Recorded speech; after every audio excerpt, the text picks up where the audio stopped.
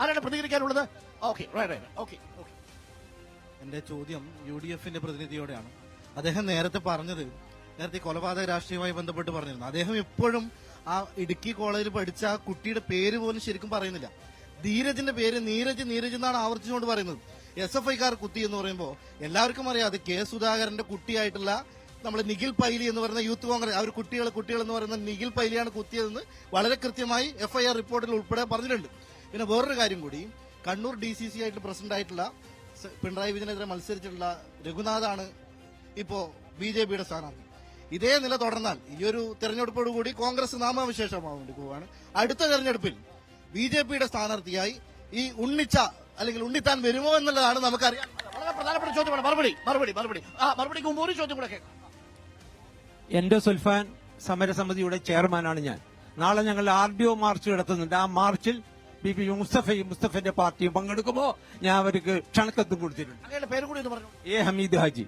Okay, ശരി. അതിന് ഒരു ചോദ്യം. ഇപ്പൊ എൻഡോസൾഫാൻ വിഷയവുമായി ബന്ധപ്പെട്ടുകൊണ്ട് ഇവിടെ ചർച്ച നടന്നു. എൻഡോസൾഫാൻ ഇരകൾക്ക് നീതി കിട്ടാൻ വേണ്ടി ഇന്ത്യയുടെ പരമോന്നത നീതിപീഠം വരെ പോയ ഒരു യുവജന പ്രസ്ഥാനമാണ് DYFI. നബാർഡ് പദ്ധതി ഉപയോഗിച്ചുകൊണ്ട് 320 കോടി രൂപ എൻഡോസൾഫാൻ ഇരകൾക്ക് നൽകിയത് മുൻ MP P. കരുണാകരനാണ്. ഇപ്പോൾ ഇവര് സമരം നടത്തുന്നു പറഞ്ഞു. ഈ സമരം നടത്തുന്നത് രാജ്മോഹൻ ഉണ്ണിത്താനെതിരാണ്. 5 കൊല്ലം ഈ ഇരകൾക്ക് വേണ്ടി എന്ത് രാജ്മോഹൻ ഉണ്ണിത്താൻ ചെയ്തു? പിന്നെ ഒന്നും കൂടി ചോദിക്കാനുള്ളത് ബാലകൃഷ്ണേട്ടനോടാണ്.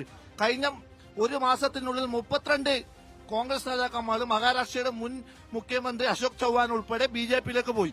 അപ്പൊ നിങ്ങൾ കുറിയെ കുറിച്ച് ഇതൊന്നും ചർച്ച ചെയ്യേണ്ട ആവശ്യമില്ല. നാളെ നിങ്ങൾ ശ്രീകാന്തായിട്ട് കൂടെ പോണ്ടവരാണ്. BJP പ്രതിനിധിയോടാണ്.